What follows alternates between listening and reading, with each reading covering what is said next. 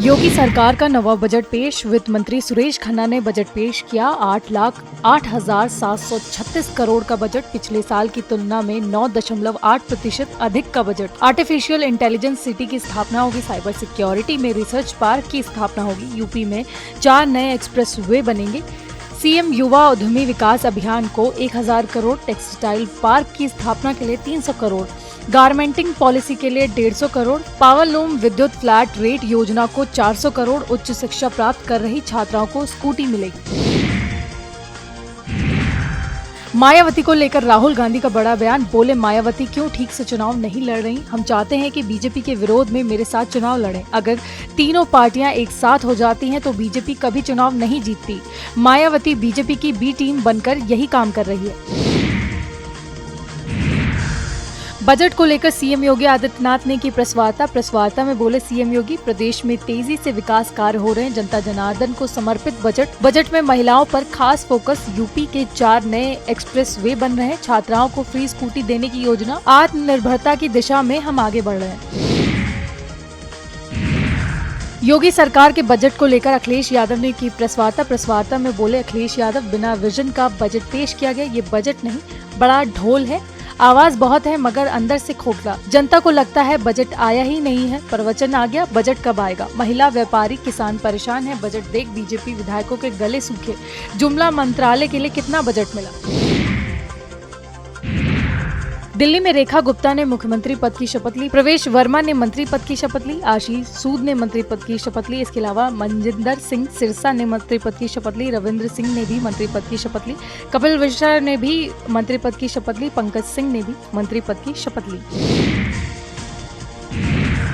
दिल्ली की नई मुख्यमंत्री बनी रेखा गुप्ता। मुख्यमंत्री योगी आदित्यनाथ ने दी बधाई। सीएम योगी बोले, दिल्ली में डबल इंजन की सरकार, लोक कल्याणकारी नीतियों पर काम होगा।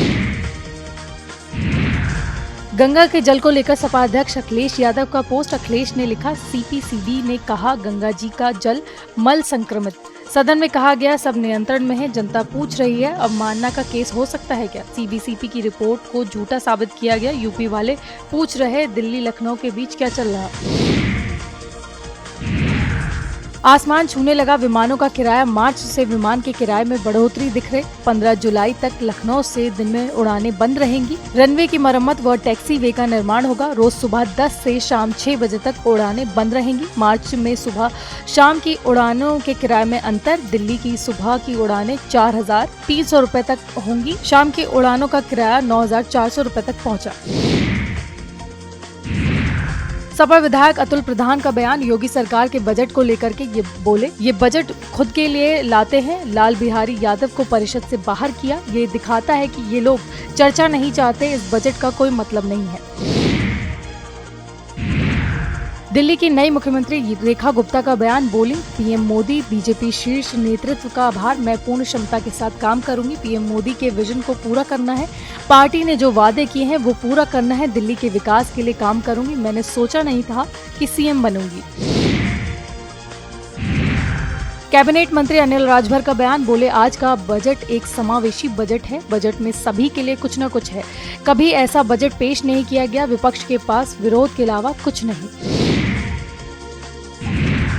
मंत्री कपिल देव अग्रवाल का बयान। विपक्ष को बजट का विरोध करना नहीं चाहिए। इस बजट में विपक्ष के लिए भी योजनाएं हैं। बजट में सभी के लिए कुछ न कुछ जरूर है। विपक्ष को भी इस बजट का स्वागत करना चाहिए। यूपी बोर्ड 2025 की परीक्षाओं को लेकर वृहद कार्यशाला। लखनऊ के इंदिरा गांधी प्रतिष्ठान में डीएम की अध्यक्षता में कार्यशाला। पारदर्शिता के साथ नकल विहीन परीक्षा कराने के निर्देश। डीएम बोले, सभी सेक्टर मजिस्ट्रेट परीक्षा केंद्र पर करेंगे निरीक्षण। 24 फरवरी से 12 मार्च तक होगी यूपी बोर्ड की परीक्षाएं। दिल्ली की मुख्यमंत्री रेखा गुप्ता के शपथ ग्रहण पर हरियाणा कैबिनेट मंत्री अनिल विज ने कहा, सुषमा स्वराज के बाद एक बार फिर हरियाणा की बेटी के सिर पर दिल्ली की मुख्यमंत्री पद का ताज सजा है। 27 साल से दिल्ली में विपक्षी दलों के शासन की वजह से विकास पर ग्रहण लगा हुआ था, वो ग्रहण अब हट गया है। दिल्ली की मुख्यमंत्री रेखा गुप्ता के शपथ ग्रहण पर यूपी के मंत्री संजय निषाद ने कहा, दिल्ली वासियों को बधाई दूंगा। बीजेपी एनडीए के सारे कार्यकर्ताओं को बधाई दूंगा कि उन्होंने एक है तो सेफ है के नारे को साकार किया है। दिल्ली में बदलाव का निर्देश था और आप लोगों ने मिलकर बदलाव किया। वो कहते हैं ना कि मोदी है तो मुमकिन है। जैसे देश विकसित हो रहा है वैसे ही दिल्ली विकसित होगा।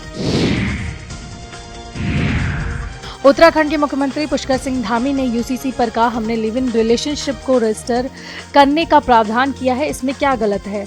जब हम यूसीसी बना रहे थे तो हमने कांग्रेस समेत सभी राजनीतिक दलों को उनके विचार देने के लिए आमंत्रित किया था। यह संविधान के अनुरूप लाया गया कानून है। कांग्रेस महिला सशक्तिकरण के खिलाफ है और उन्हें महिलाओं की सुरक्षा की कोई परवाह नहीं है। दिल्ली के मंत्री प्रवेश वर्मा ने कहा, जिम्मेदारियां बहुत है लेकिन हमें खुशी है कि पीएम मोदी के नेतृत्व में काम करेंगे। हम केंद्र सरकार की सभी योजनाओं को दिल्ली में लाएंगे। उत्तर प्रदेश के उप मुख्यमंत्री ब्रजेश पाठक ने कहा, दिल्ली विकसित दिल्ली बनेगी और दिल्ली के लोगों का सपना भाजपा और पीएम मोदी के नेतृत्व में पूरा होगा। उत्तर प्रदेश विधानसभा में नेता प्रतिपक्ष और सपा नेता माता प्रसाद पांडे ने उत्तर प्रदेश के बजट पर कहा, इस बजट में प्रदेश की जनता को कुछ नया नहीं प्राप्त होने वाला। बजट में नौजवान और बेरोजगारों के लिए कोई विशेष प्रावधान नहीं है। सपा नेता शिवपाल यादव ने उत्तर प्रदेश के बजट पर कहा, यह बजट एक बड़े घोटाले की पटकथा है। अगर यही विकास है तो जनता को अंधकार से कोई शिकायत नहीं होनी चाहिए और इसलिए मैं इस बजट को पूरी तरह से खारिज करता हूं। मैं सरकार से आग्रह करता हूं कि अगली बार जुमलों की किताब की जगह जनता की जरूरत का बजट बनाएं। हम 2027 में जनता के हित में एक बेहतर बजट लाएंगे। फिरोजाबाद में नगर निगम के ठेकेदार विशाल की गुंडई निर्माण विभाग के जेई को फाइल पास करने को कहा। ठेकेदार ने भुगतान की फाइल पास करने को कहा। जेई के मना करने पर दोनों में नोकझोंक, ठेकेदार की दबंगई का वीडियो वायरल। दिल्ली में मंत्रियों के विभागों का बंटवारा, सीएम रेखा गुप्ता के पास गृह वित्त मंत्रालय, रेखा गुप्ता के पास विजिलेंस विभाग भी, प्रवेश वर्मा को शिक्षा परिवहन पीडब्ल्यूडी विभाग, प्रवेश वर्मा को डिप्टी सीएम बनाया गया, मनजिंदर सिंह सिरसा को स्वास्थ्य मंत्रालय, कपिल मिश्रा को जल पर्यटन और संस्कृति मंत्रालय।